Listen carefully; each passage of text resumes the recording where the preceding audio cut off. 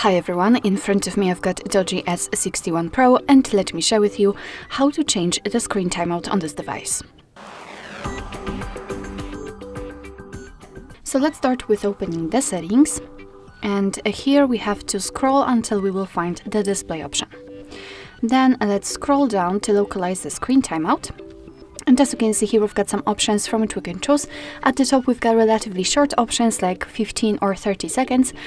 At the bottom, we've got the longest kind of time option, so 30 minutes, and the never option, which means that your device will never black out automatically. You will have to do it manually. So all you have to do is to tap on the option you'd like to use, and I will choose 5 minutes.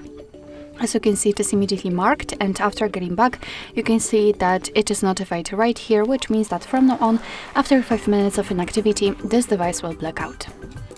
Alright, so that will be all. Thank you so much for watching. I hope that this video was helpful, and if it was, please hit the subscribe button and leave the thumbs up.